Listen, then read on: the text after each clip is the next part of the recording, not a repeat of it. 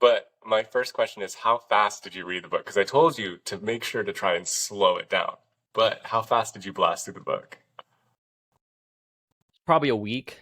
Okay, It good. is hard because you get into it, and I remember just reading like the first few pages. And the thing is there's like no chapters. I think there's part 1 and part 2. Yeah. And so it just encourages you to read more. But yeah, I got through the first few pages and I was like gonna go to bed, but I kept on reading. I'm like, it just keeps on leading you forward and just questioning like what's gonna happen next. Yeah. And so, but I busted through that in a week. Yeah. It's a good book. What do you think? I'm trying to recall my my thoughts about it because I've read a few books since I've read that.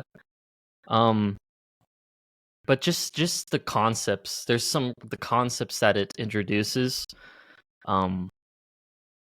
Just insane concepts that you could apply to your life. I'm trying to think of some examples.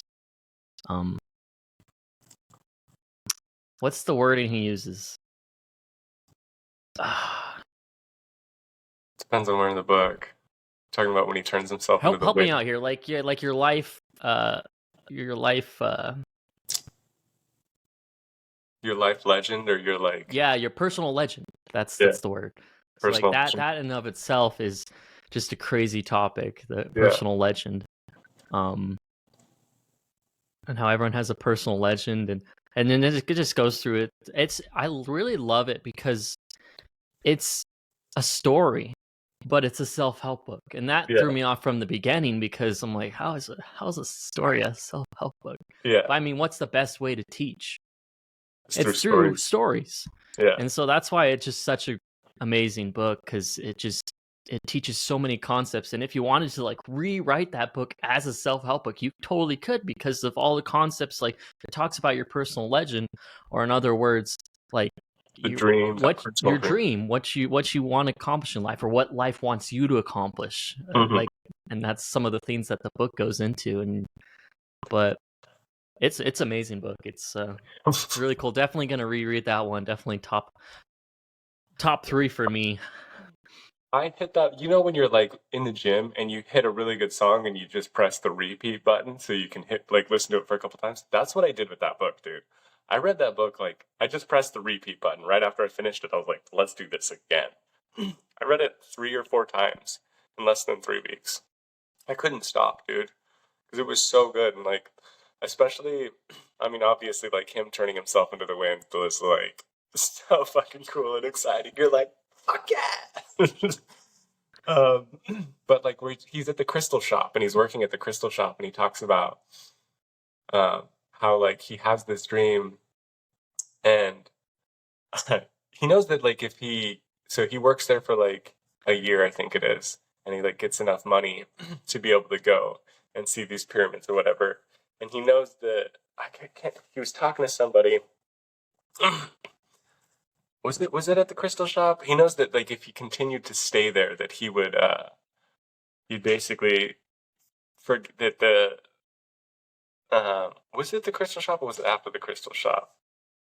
No, I'm pretty sure it was the crystal shop, where he knows that he would forget about his like personal legend if he continued to like work there or whatever, and he just stayed there forever. He would end up like the crystal merchant who didn't make the trek to Mecca. Who was his life's dream to make that trek, and he never did it, and now he just owns this crystal shop or whatever, and like the shepherd boy knows that he has to follow his personal legend, or else the like calling in his heart will dissipate, it will disappear. And it's so true, dude. Like if you don't follow the call, like in your soul, it will disappear. Like if you don't heed that call and you let it just like, it'll get quieter and quieter and quieter, and then that's my biggest fear in life. That's everybody's biggest fear, is like, what if I just give up on my dreams and I just like follow this route that society wants me to follow? And then you do just end up as just like the cog in the machine, and you forget your dreams. It always calls to you too. That's the thing. It's just like when he left the crystal shop, he didn't leave to go pursue it. He left to go buy a new herd of sheep. But yet it called to him. And that's the cool thing, is it's always going to call to you. And although, it may, depending on your choices, it may get further and further away, but like that personal legend's always wanting you to get it, and it will Yeah. always like give you little hints and cheats to get to it. But Yeah. no, Dude, and it's the ending so of the cool. book was so good, where like he gets to like the pyramids and those guys like beat the shit out of him, and then he like has the scene play in his head of the tree from the beginning, and dude, right then I knew. I was like, oh my god, oh my god, oh my god. I was like, oh. He made that entire trek to find out where like the treasure was, and it was like, I don't know, it was like this perfect. This is such a fucking good story, dude. It's Yeah, top five for sure. Like hands down, one of the best books I've ever read. Couldn't stop reading it. for sure. It's amazing. That's why I'm excited to read another one of his books here. Because he has another one that I was gonna rent from the library. I was talking to my brother about it. I think it's called Warrior of the Light. I think. I It don't sounds know. like one of his. Yeah, Yeah, I you just showed me the back of the tree thing. I wonder which one that one, if that's even in there. But I know that's let me another look. book by him. Um, that I've been eyeballing. That I've been thinking about.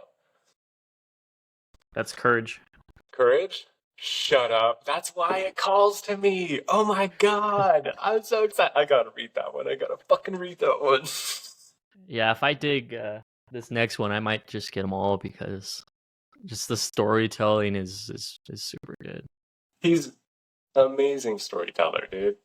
Well, That's what's satisfying. cool is it wasn't even written in English, I don't think, because the Mm-hmm. guy's Brazilian, Mm-hmm. the author, and so it was translated.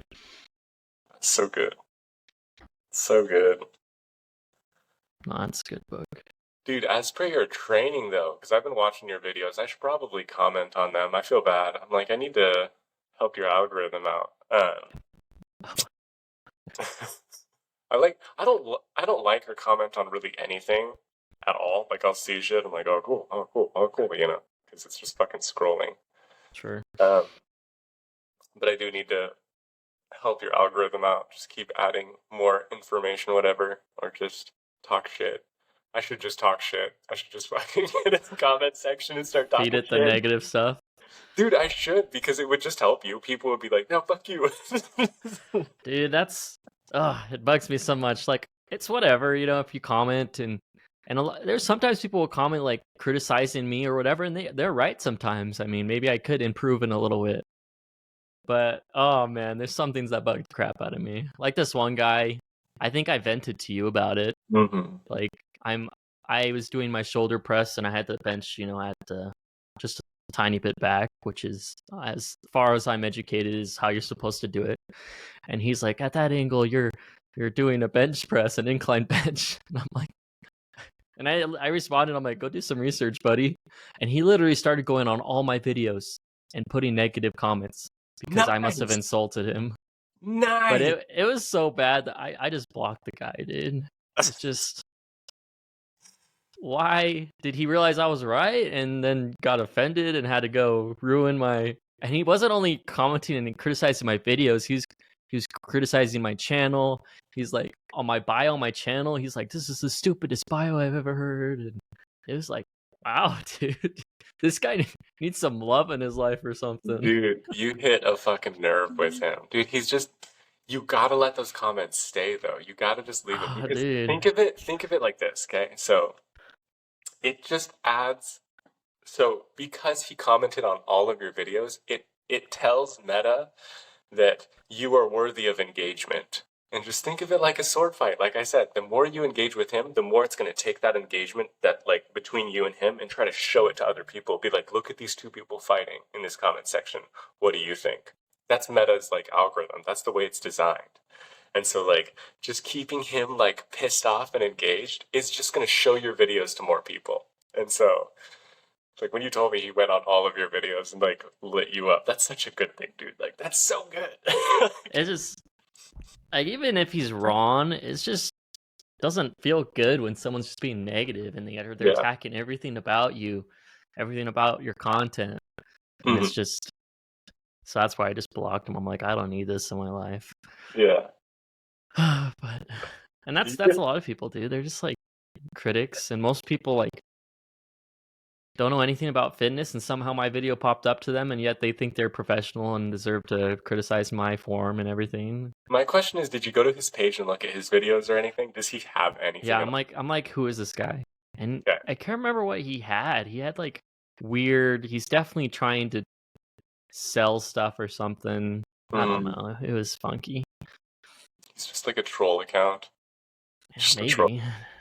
There's a lot of those. They're like literal designated troll accounts meant to Maybe like. I'll go back and unblock him. And Yeah, dude, get those comments back, man. You want those comments, even if they're negative. Like, I was just gonna get on your shit and literally just be commenting just the craziest shit. Like, there was one you were like squatting, and I was just gonna be like, "Damn, ass so fat." oh gosh. But then I probably would have been flagged for like sexual harassment or something, so I didn't do that. I would flag you myself. Oh god. Dude. It's funny because people online, like I said, dude, it's just like an Xbox 360 multiplayer like loading lobby. Like, expect people just to be like saying the most horrendous but somewhat carefully articulated like things. Like, they're not going to be saying the shit that people used to say to each other on Xbox Live, because now you could probably go to jail for saying some of that shit. But like, they're so strategic about what they say to where they know they can't get banned, but they can say some pretty like mean shit. Where you're like, no, dude, fuck you. Well, I think it's interesting because I think on different platforms it's worse. Like, I think TikTok is the worst, and I think that's because TikTok, people can remain pretty anonymous on there, as in Instagram and Facebook, and even YouTube. I feel like they have more of them on there. While TikTok, a lot of times it's just like user 7429 like is their username, and they don't have a picture, and they may not have any videos. And so what does it hurt them to comment the most negative thing they've ever commented? I mean, it's like they're anonymous. And so I feel like TikTok is just, because of its anonymous, they don't care, and they just want to drag people down because they're miserable. They want people on their level. TikTok is a cesspool for sure. I just think of it this way: everybody that comments on TikTok, if they're a user 7400 no picture or one picture no videos, just understand that they're probably in 6th grade.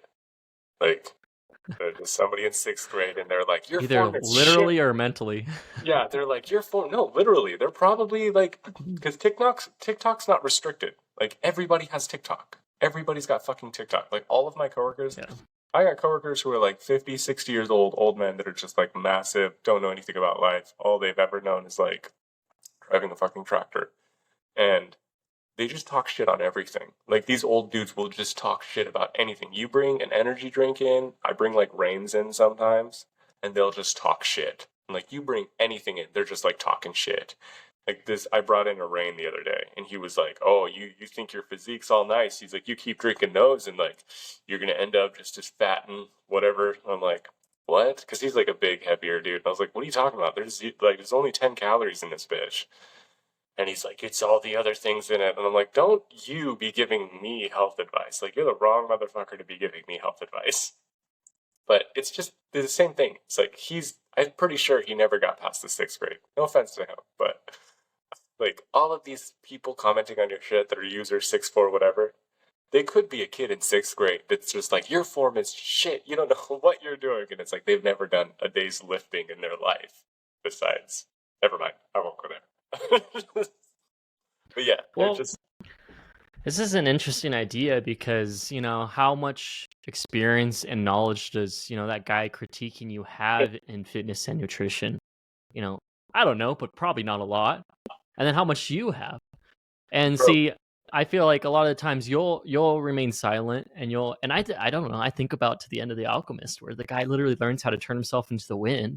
At the end of the book, he just says, like, I know I learned so much and I could do all these things, but I don't need to. I just want to live my life, and I know that I know. And I just think of it kind of like that, is just, a lot of times, like with me and like my negative comments, like I feel like I have a decent knowledge in fitness and nutrition. And these negative guys, it seems like the guys who don't know a lot will critique you on everything. But the guys who know a lot, what are they going to say? They're probably just like, "Hey, kids, good job, dude." The or won't say guys, anything. Like, remember this, the guys that know a lot will compliment you. The guys that don't know a lot will try and tear you down. Hate never comes from above. Ever. It never comes from above. It always comes from below. So if somebody's hating you, and also, you need to know this. Like, I don't know if you've registered this like in your head, but you're part of the 0.001% in the fitness industry. And just fitness in general.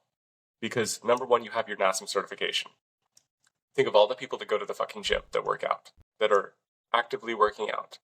It is a very, very, very, very small number of those that get their NASM certification. It's also a very, very, very, very small number of those that have been lifting for over 10 years.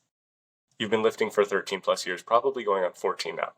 So like, anybody that's trying to tear you down, I guarantee that they either A, just started working out, maybe they've working out in a couple of years, or they've never worked out at all. And they're watched some fitness videos and they're like, you're a fucking idiot.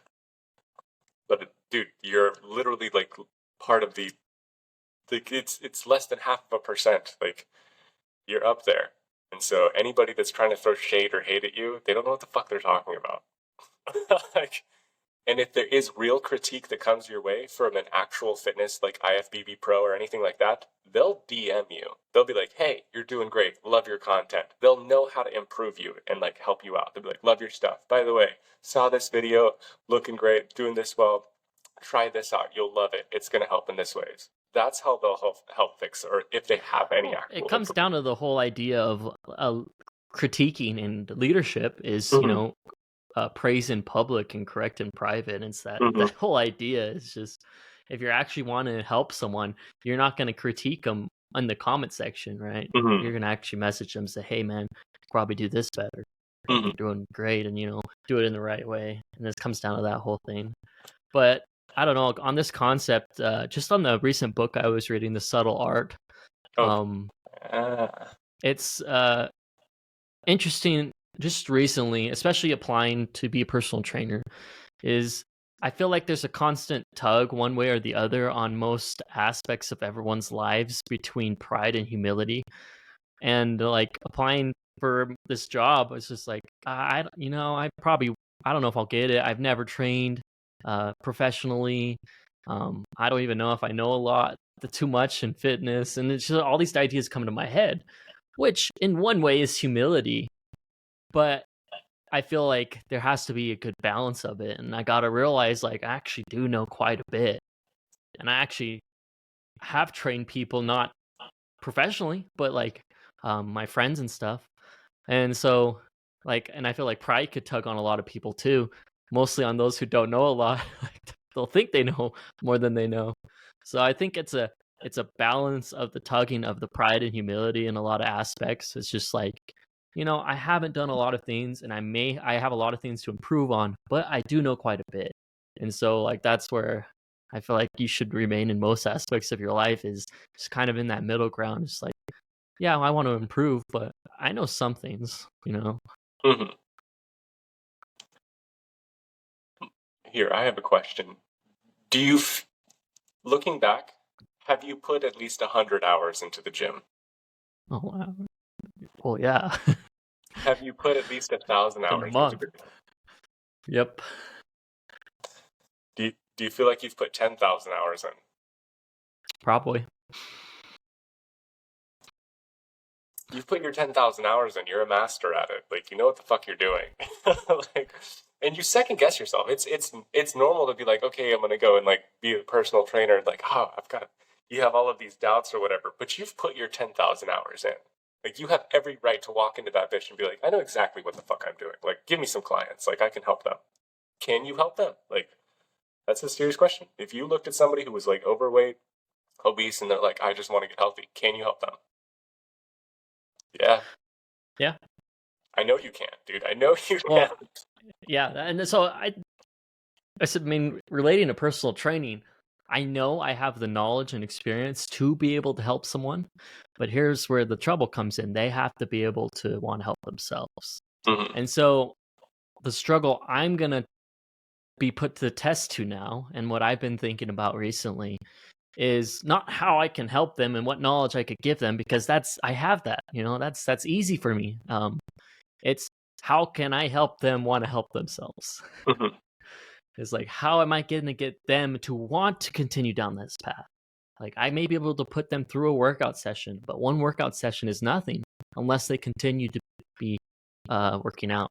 And Mhm. so that's the true challenge I'm gonna want to put myself through now, is just how do I continue to be that desire, because that desire has to come from them. Mhm. And so I feel like a lot of it will come from the information I'm going to give them. Um, Putting the Well, picture in their head of who they can be. There's a lot of different things, but it's definitely going to be the challenge now. the thing with sales, and I don't mean to, when it comes to getting people to stay in the gym and train, I've trained a lot of people, dude. I've trained a fuck ton of people. Like, you've recently gotten started in commercial gyms. I've been in and out of so many different commercial gyms, it's fucking stupid. And like, I've trained a lot of people, and I've gotten a lot of people to quit, and I've gotten a lot of people to stick with it. And people that stay, there's a very distinct thing that you do that you'll notice. And you hit that reward sector of their brain. So when they do something they haven't done before, and they like, have you ever tried this lift? And they're like, no, I've never tried it.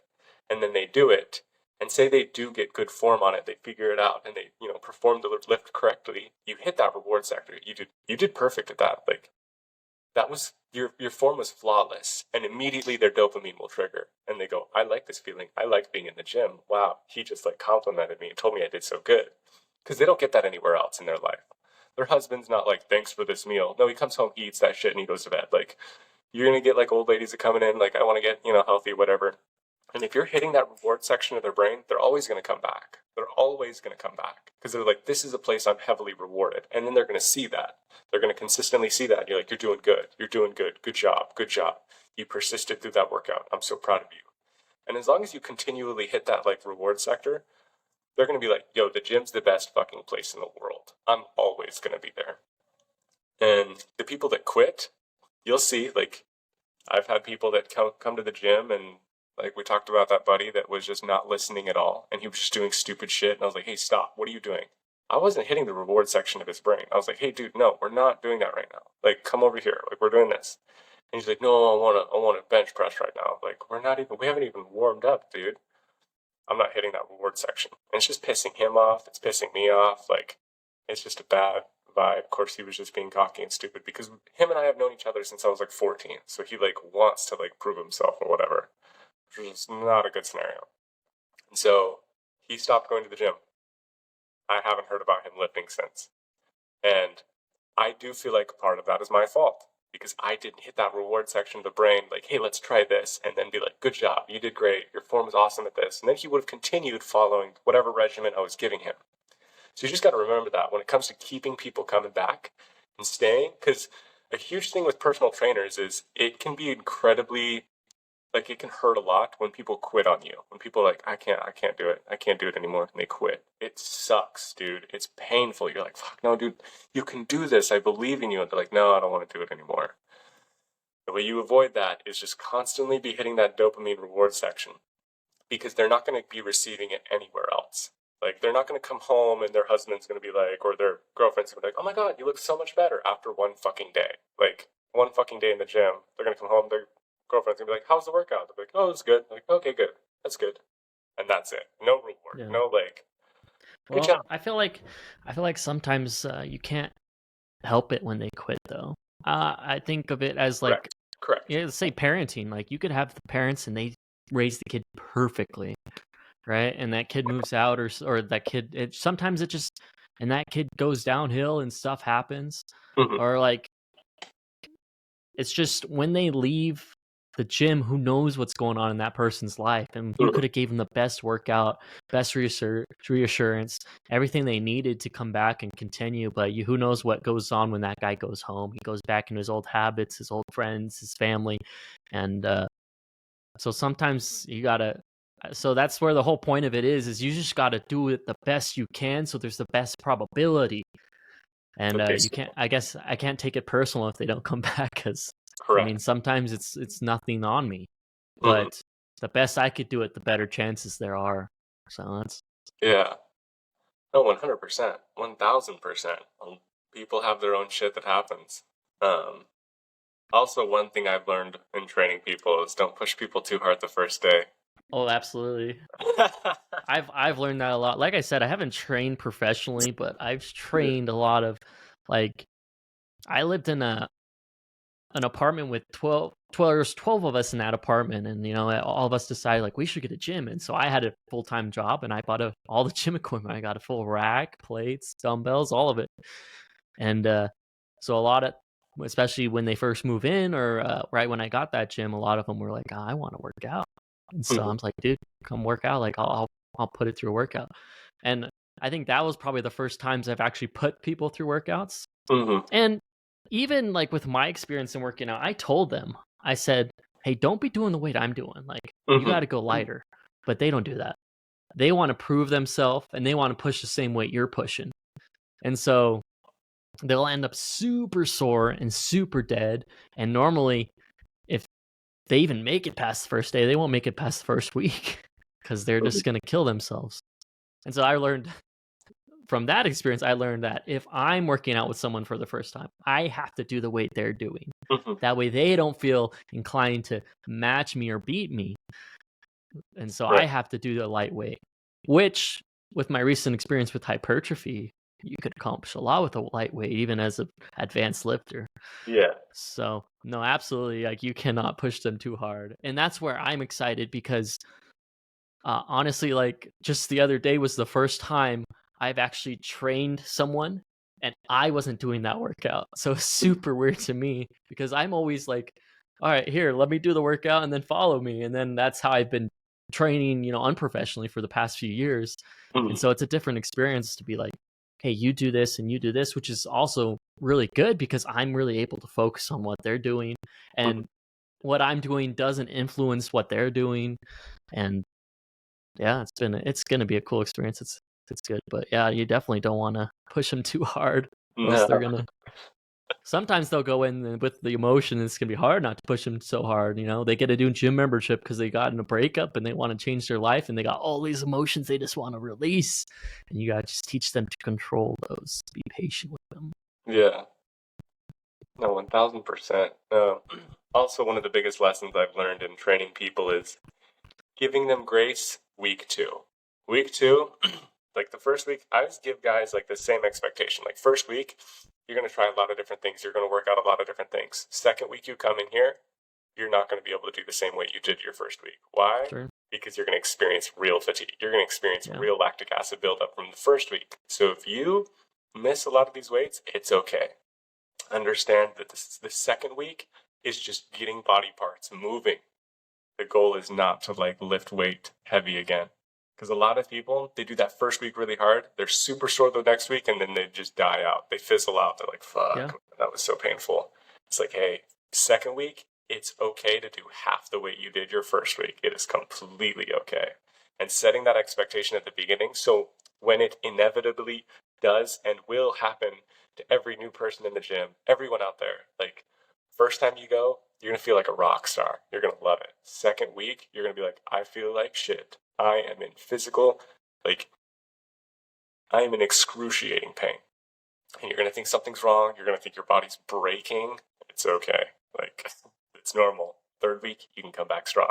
Don't fucking try to hit a super hard second week. It's not going to happen. even taking time off. I've taken 6 months off the gym. Come back and been work out really hard first week. I'm like, yeah, getting everything back up. Second week, I'm like, I'm not working out. I'm not lifting this week. I'm not doing shit this week.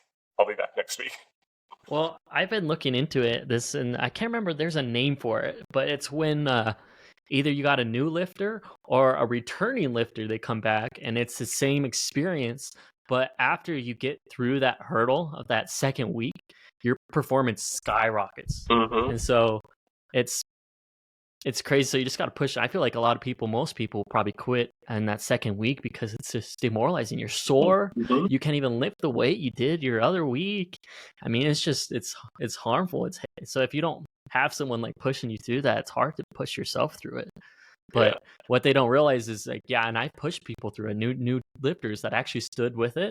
it's crazy to see their results after that second week because their muscles are like, here, let's get it.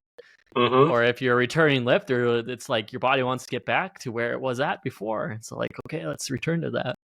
And so it's a pretty cool thing. Training is fun, man. God, I want to be in a commercial gym so bad right now. No, it's so rewarding too. But yeah. I mean, you're going to be building all of these workouts. You're going to be putting them all together, like for these people, and like coming weeks and whatnot. And like my only piece would be like second week, just put them through like light cardio HIIT workouts for their second week. Like first week, show them all the good shit, reward them, give them all that good week. Second week, we're like, hey, we're pulling off the gas a bit. We're going to lighten things up. We're going to remove all this lactic acid that's in your body. And third week, we're coming back strong. Because I've like had too many people that I pushed too hard first week, and then I tried to push equally hard second week, and I was just like, why are you bitching? And I didn't have that, like, I didn't remember, because I was so consistent for fucking years, like, I'm trying to push them just as hard. Like, why are you not? You first week you did this, and they're like, I'm fucking trying, it hurts so bad. I'm just like, you pussy. And doesn't end well. Yeah, I feel like the first week would be more of a kind of see where you're at week, maybe push them through all the muscles and get kind of a measurement of where they're at. And then the second week is really the first week, I would say. That's where you kind of just, you learn where they're at. Now you start from ground zero and you start with a little weight and then you start progressive overloading, I would say. The first week's kind of a measurement week and then you start building. Yeah, it all depends on their goals too. So I'm super stoked for it because like you just got to start off like, hey, what do you want to do? Because I mean that's the biggest question of all. That makes the workouts. Like, do you want to get strong? Do you want to get big? Do you want to lose weight? I mean, those are the three main things. Is which one you want to do, and that shapes how your program's going to be. Because those are three different huge goals. Oh, dude, but I mean, there's a lot of people like I want all three of those. Okay, that's good. Let's get started. We got work to do. Man, I can't wait to lift with you. I got the time off approved in May, so I will be there in May. Sweet. So you and I are I was gonna make a post on Facebook and be like, all right, I'm gonna be there for May 3rd to the 12th or whatever. To the 11th, I'm gonna be in California for the 12th. I was going to make a post and be like, hey, because my plan is for while I'm there, just lift the entire time. If you want to hang out with me, we have to be in the gym. Like all the guys that want to catch up with me, all my friends, if you want to catch up with me, we're meeting up in the gym. That's fucking good luck. I mean, I'll be there, but I don't know if any of your other friends are. Well, that's the thing is like all of my homeboys still lift. And like I think I still have a screenshot of it. I feel like this was such a dick thing to say, but I didn't give a shit. Like the way I wanted to word this. Did I screenshot? I hope I did. Oh my god, I don't know if I did. It was literally like, all right, like I'll be in Idaho. Because like the last time I was in Idaho, I was only there for 2 days and I fucking dipped. I was like, this place is cold as shit, whatever. This time I'll actually be able to see everybody. And so the post was going to be it'll be warm. Yeah. So the post was going to be like, hey, like I'm finally going to be in Idaho. I'd love to see all my friends. Let's set up a workout. Here are the days that are open. Obviously, these days are closed because they're scheduled with Adam. We'll be lifting those days. But if you want to hang out, let's schedule a lift. And then at the end of the post, it was like, if you don't like working out, that's the reason we haven't kept up. And we're probably not good enough friends to hang out and catch up. So, like, not to be a dick, but that's like, honestly, if you don't work out, like, we probably don't talk. Like, sorry, like, that's the truth. Because, like, all of my guys that I hung out with before, like, I moved and whatnot, all of my homies still live. Like, I got John, Jimmy, Jed. Why do I have so many J's? I'm not a J. Okay, so John, Jimmy, Jed, Joe. Do you have a Jared? No, then Taylor. I got a bunch of homies. Oh, and then Cody. I want to lift with Cody, dude. He's the OG. He's the OG of OGs. Like, he's like UOG. So, because you and I were calisthenic for years. We refused to touch weights. When I first got into the gym, there was this dude. He was huge, massive, jacked. He was only like, I think he was like 5'6", 5'7", maybe. I don't know. but he was just yoked out of his mind. And his name was Cody, and he trained me my first like real actual like with weights workout. And I probably told you this story where I was trying to do like a cable press with the chest, and he was standing in front of me. He's like, "Do 8 more," and I was like, "Oh fuck!" So like, I'm just this kid with these cables trying to do this like chest press, and I get to like 7 reps, and he's like, "Do 7 more," and I was like, "What the fuck?" So like I'm like doing 7 more, like struggling, like shaking and shit, and I get to like all the way up to 7, and I'm gonna drop it. And he's like, "Do 6 more," and I was like, "What the fuck?" And I'm like, and he's huge, so I can't say no and be like, "Yeah, fuck you." No, this dude could eat me alive. And so like I keep pushing, and I get down to like I remember he gets to the point where he's like, "Do 3 more, do 3 more, don't be a pussy," and I'm like, "Fuck," and I'm like pushing this thing and struggling and like dying, and then finally like I can't get a single rep, and I'm trying to push, I'm trying to get my like chest out, and he's like helping me. He's like, "Come on, this is the last one." He's like, "If you don't get this, like, don't be a bitch, come on." And like finally get the last one, and I drop it, and I'm like, "Holy shit!" And I get this like surging feeling like through my body, and I'm like, "Whoa!" And I like look at him, and I'm like, "What the fuck?" And he goes, "Every workout should be like that." I was like, "Whoa!" Like, that's why I'm here. Like, holy shit. Dude, that reminds me. This week, I've been working out with a friend, and putting him through some hypertrophy stuff because I've been studying hypertrophy. Mhm. And one of our things that we've been doing is training each set to failure. Mhm. But I've been watching his failure sets for like the first 2 weeks we're doing them, and it finally hit me. I'm like, dude, I don't think he's actually going to failure. Well, and there's one side of it that I've learned is your mind will try to convince you you're going to failure. There's been a few sets where like I'm doing full reps, and then I start doing a half rep, and then maybe a quarter. I'm like, huh, I don't think, and then I do a full rep, another full rep. I'm like, I wasn't going to failure. My mind was convincing me I was failure. So it could be that aspect, but going to failure like the first time is a different ball game. Your body's not used to it. It's crazy. Mhm. And so I just said, I don't think you're going to failure. I'm going to push you to failure on this set. And so he's like, okay. And I'm like, do another full. You got another full. And he was like dying. And at the end of that, he's like, wow. I'm like, that's failure. And so it's fun to push someone through to actually find, and not even necessarily failure, to find intensity in a workout is a different ballgame in itself. And you look at the majority of the people in the gym, and they don't have intensity. But to be able to find intensity and actually push like those insane reps, it's that's how you grow. That's where it's at. That's where growth, that's the only space where growth actually happens, like growth muscle size.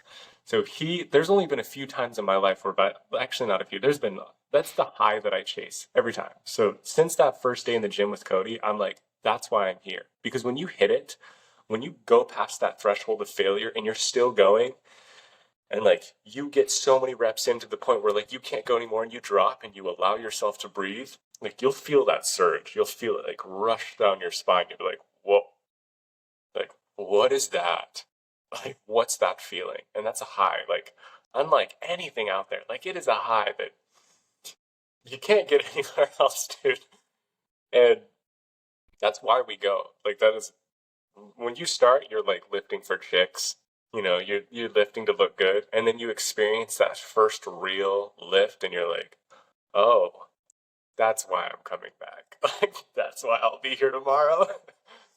And a lot of people, I feel like for the majority of the time that I lifted before that, it was just like working out to like, hopefully I look good or whatever, you know, just working out until you like kind of feel something. And then you're like, all right, time to go home. And now it's like, I've talked about it many times. Like, I work out to suffer. Like, I want to suffer. I want to get to that threshold of suffering and be like, oh yeah, that feels good. That's the high that I'm after. Well, I think it's crazy because, you know, the majority of, I mean, when starting off working out, it was all calisthenics, and muscular endurance was basically the focus. But I wasn't thinking about it, but that was essentially what I was working on. And recently, it's been hypertrophy, and then very recently, the past few weeks, I've been really focusing on strength training. And it's interesting on how endurance, hypertrophy, and strength, they're all a different type of intensity, and they all feel pretty different in and of themselves. And I think it's so crazy. I feel like a lot of people in the gym, I mean, men wise, they know what the strength is. Guys, they push heavyweight. You know what that intensity Yeah. feels like. But when it comes to hypertrophy and endurance, I don't know if a lot of people know what that feels like. But yeah, they're each and of itself a different monster, and all of them are awesome. Mhm. But I don't know, just going back to starting with calisthenics for the first few years of working out, I am so happy we did that. Mhm. I'm building my bio for an advertisement for my personal trainer stuff, and just talking about it is just, there was so many benefits from just starting off with calisthenics. Because I mean, so many lessons learned, so many just muscles, you know. And that's essentially, you look at NASM and how they structure their programs. What's the first thing, the first phase of the OTP is your Yeah. stability. And what's funny is what things you do to work stability, calisthenics. Mhm. And so it's funny, it's because long term, Yeah. essentially, you and me started that process, and it's really cool to see. And then what did I move to next? Weights, and then hypertrophy, and then strength. Wait, I'm following the whole NASA model essentially throughout the 14 years of lifting, just slowly. And so it's really cool to see how we started with calisthenics and built our muscular endurance and our stability before we even dove deep into weights. And I think it's awesome how it worked out that way. That is kind of funny that you put it like that. I didn't even think of it like that. I didn't even realize that, like, our first years of doing calisthenics, we were just working stability and endurance. And then we moved into, like, hypertrophy, maximal strength, and then, like, power. Mm-hmm. Which, like, power's a crazy different sector. Like, that's something else entirely. It's a whole different I place. barely dove into power yet, but I'll get there one day.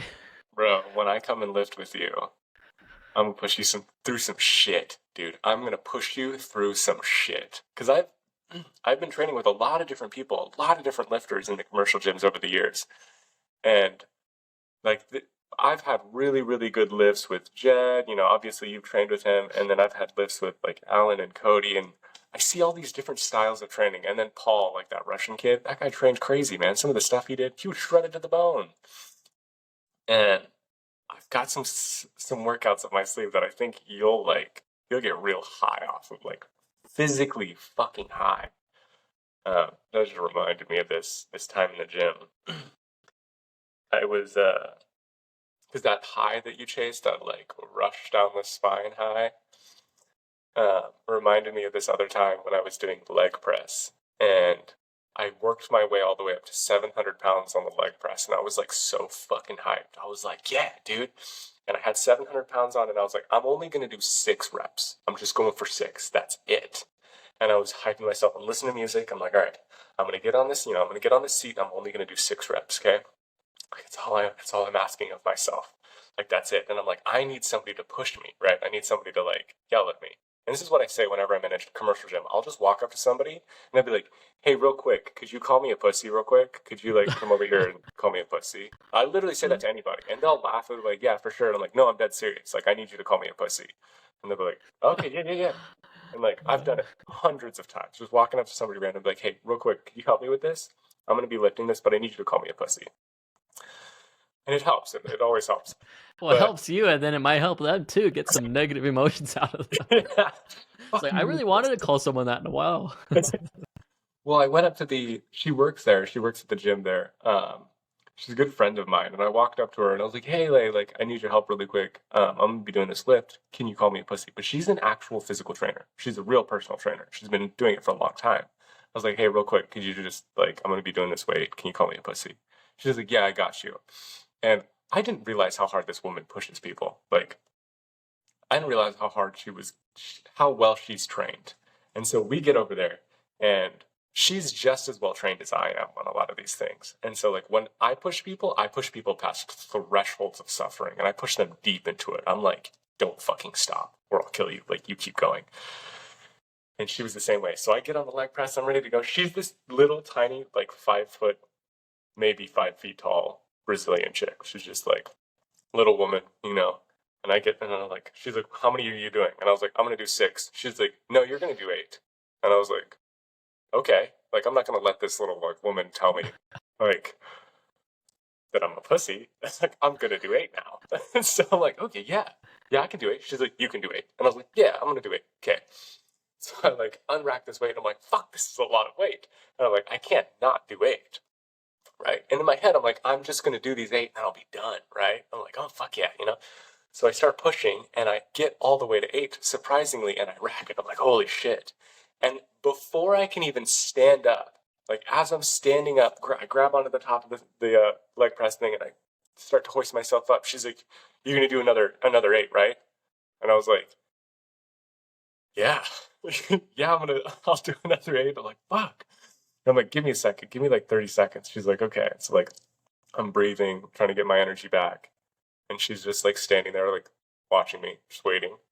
And then like I let a minute go by and I'm like, all right. She's like, you got this. You can do 8. You can do 8. And I'm like, fuck, man. Okay. I'm like, another 8. You know, I get down there and I push like another 8, surprisingly.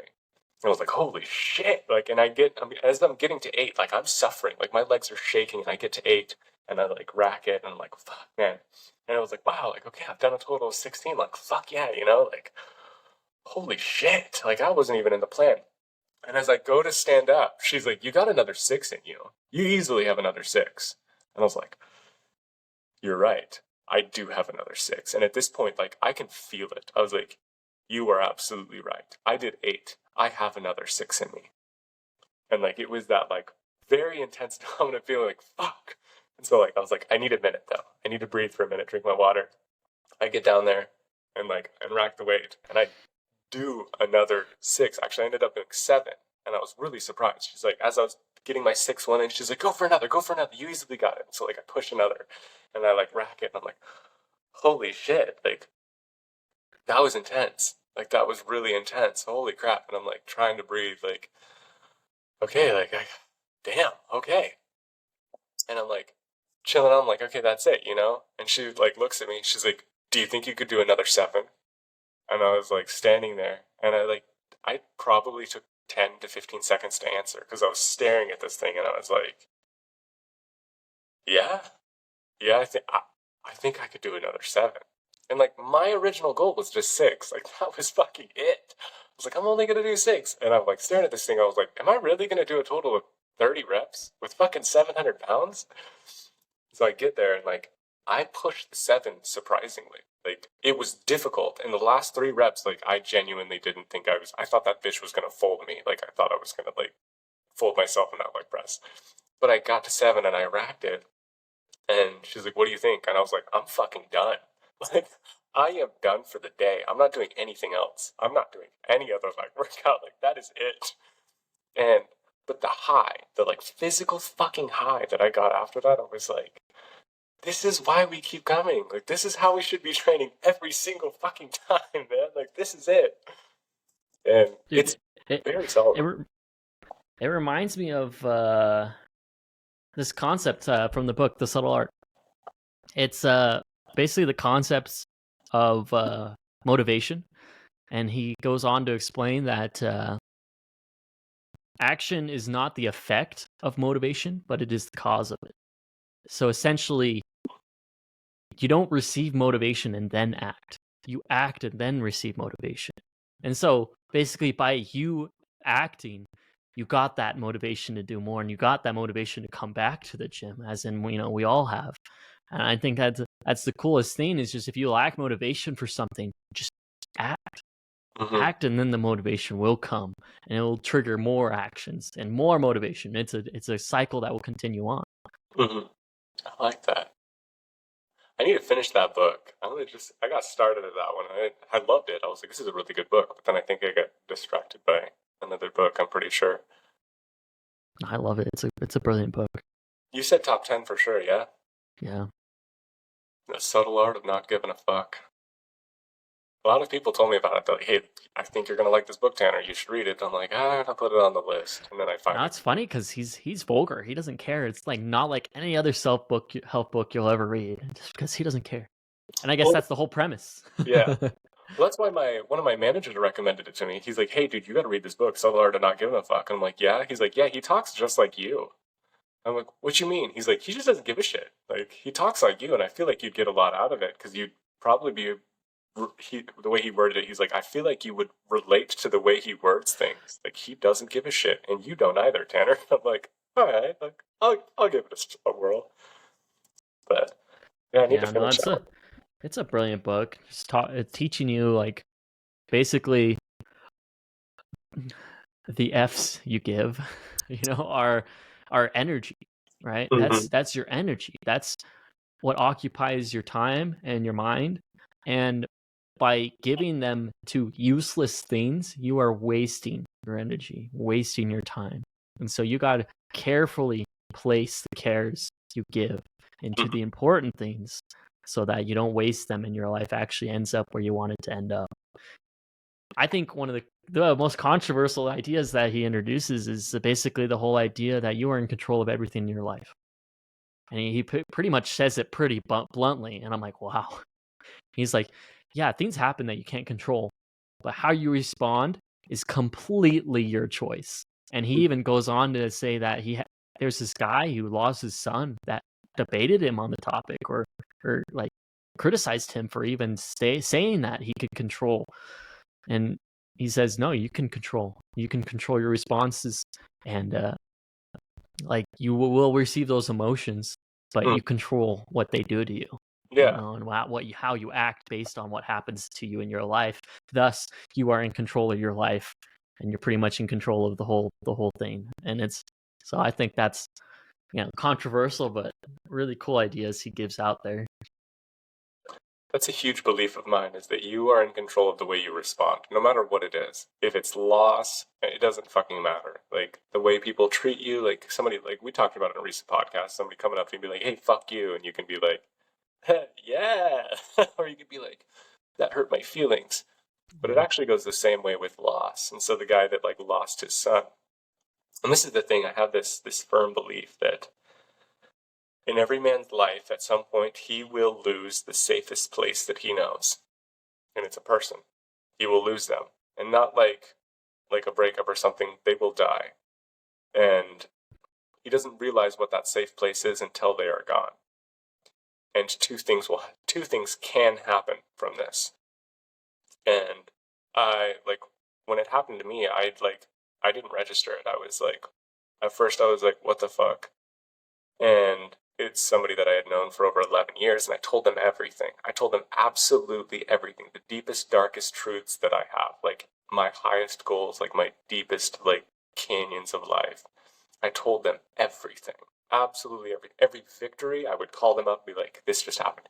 Every deep secret that like I couldn't even tell my brother, like my blood brother, I'd like call this person up because I knew there was no judgment between me and this person.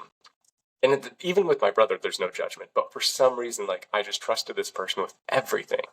And so when I got the call that they were gone, it was like this robbing feeling. It was this intense, like you've been robbed of the safest place that you know. And as a man, when you have no like emotional safe place, like there's only two things that can happen. Neither one, which is the worst outcome, is you take that robbery, that like feeling of robbery, and you become an unsafe place. You become like, the world did this to me, fuck the world. Or you look at that safe place and you go, what did this person provide me? What did they give to me? And why do I feel so robbed of this? And you go, they gave me this space to talk, to be completely vulnerable and like give out all of my deepest truths without hurting me. I need to become that and give that to other people because they gave it to me. And now that they're gone, I need to become that. And so you can either become like the unsafe space after your safe space has been robbed, or you can become a safe space instead of an unsafe one. And it was a huge battle. Like afterwards, there's an incredible amount of emotion that can be transformed into any kind of emotion that you want. But there is a shit ton of emotion that like hits you after you like receive a loss, like an intense loss like that. And you can either like some men genuinely after a loss like that, they become violent and they start attacking the world around them. Like physically violent, they start breaking things. They start damaging everything around them.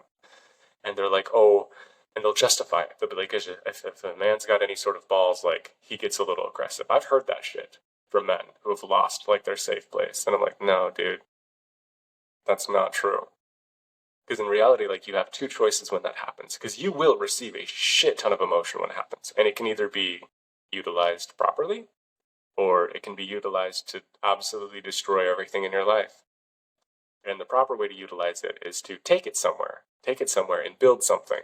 Whether it's yourself, whether it's building other people, or it's building this basically a safe mindset to cultivate for other people. And that's like what I realized was like, a lot of people, when loss happens, they're like, the world hit me and like, I'm going to feel these shitty emotions and I'm going to, this is going to be my life and I have no control over it. When in fact, you have absolute control to do whatever you want with those emotions. But, that's a firm belief of mine. That's interesting, because that's basically the whole premise of the book. You need to finish that book, because literally at the very end, he talks about what changed his life, and he lost his best friend. And basically, one of the concepts he brings up in that book is suffering, and basically how we choose our suffering. And he gives examples of, like, you look at people on all aisles of life. You can suffer from not having a family. You can suffer from having a family. You could suffer from not having a job. You can suffer from having a job. He says we all suffer. It's what we choose to suffer for. And so basically, at the end of the book, he talks about how he lost his best friend, and he could have suffered for that. He could have, dove into alcohol. He could have let that suffering, let himself suffer for his loss, or he could choose suffering. And that's what he chose to do. He went on and got an education, and he went on, decided, and took all the steps he needed to get to write that really successful book. He suffered through that, because that's what he wanted to do. That's what he wanted to take that, and what his friend taught him, and he wanted to make something out of that. Essentially, he wanted to give the right F's, right, to lead him in that direction. And so that's the cool premise of the book, is choose your suffering to bring you where you want to be, because you're going to suffer regardless. But by choosing the right kind of suffering, you're going to end up where you want to end up. So I like that. It's the whole premise of my life, dude. That's like the deepest belief that I have, is like, you will receive emotions regardless. You will receive the entire spectrum of emotions, and the alchemy that you apply to these emotions will choose your outcome. Like, if you choose to allow these emotions of suffering, because suffering is inevitable. Like you said, suffering is truly inevitable. Like, nature consumes the weak, and as it consumes the weak, you have weak parts about you that must be consumed. And when those parts become like vulnerable to be eaten, you will feel emotions, and you can change those emotions into whatever you want. You'll feel anxious. You can turn that anxiety into excitement if you apply it towards something, or you can let it eat you away and put you in silence and hide you away in a room and put you in like the darkest fucking place. Or you can apply alchemy. You can move that anxiousness into like excitement. Like, I'm anxious right now. What do I want to do with it? Like, do I want to go to the gym? Do I want to like go for a run? Do I want to go surfing? Do I want to build something? Like, what do I want to do with this anxiety? I can't let it just eat me, or else I will be like the product of nature's consuming. I can consume something with it. I can consume a great workout with anxiety. Because they're like, dude, after that loss, bro, I had some of the craziest workouts of my fucking life. Like, crying in the gym with like 300 pounds squatting, just didn't give a shit, just continuously moving, just nonstop. But it was like this, like, I won't stop. Like, I'm not going to stop. I'm going to build something with this suffering. With this pain, I will get stronger physically. Because, like, I could either be crying in the gym, which I get. A lot of people are like, I would never want to be in the gym crying. Like, I could see that. To me, it was like, would I rather be at home crying, sitting, doing nothing? Or would I rather alchemize this emotion in the gym and really fucking suffer? Like, I'd rather be in the gym, dude. That's my happy place. Like, I would rather take that, like, shitty, painful emotion to my happy place and turn it into something. Because it's free energy. It's free energy given to you, and it's going to be given to you for the rest of your life. Like, you will experience suffering, and if you don't use it, you're going to end up like the rest of people, thinking that the world just happens to them and they're a victim to everything else. Which, I mean, you see how those people end up. Well, I Never think do I it. think it's the whole premise of life is organizing chaos, Hmm. and these emotions and these horrible experiences that we all experience, everyone experiences them. It's just, uh, are you gonna let that or like shape you? Are you gonna shape it? Are you gonna organize that chaos? Because you have absolutely every right to, and you have all the tools to do so. Because you can take those emotions and craft whatever you want to craft. And I think that's the whole premise of life and beauty of it is we have the ability to craft the chaos and use these things that happen to us to create something beautiful, essentially. Pose a contradictory thought on chaos, on the loss of a loved one. It is not a robbery when you lose someone you love. It is a gift. And I know a lot of people that will piss a lot of people off. When you lose somebody you love, it's not a robbery. It is a gift. You have been given a gift of understanding how important the people around you are. And if you don't utilize that gift, you will waste every moment of the rest of your life. If you view it as a robbery, you will waste your time. You will waste your relationships. You will waste everything before you. Because every emotion you've been given is a gift. Like, the fact that you can feel emotions, that's a gift in and of itself. The fact that you can feel things, that's a fucking huge gift. That is a spectrum of colors that, like, is made available to you. It is energy in motion. And as long as you utilize it, you can have amazing things, amazing experiences, amazing relationships. Like, you can have an amazing physique. You can have so much, so long as you see it as a gift. But if you see it as a robbery, you will be a victim to your reality. And you will suffer more than you had suffered in that loss of itself. So you have to see loss as a gift. You have to. And it's a contradictory, like, proposition of reality, but that's the way I see it. Is like, it sucks. In the moment, it sucks. But you've been given a gift. Use it.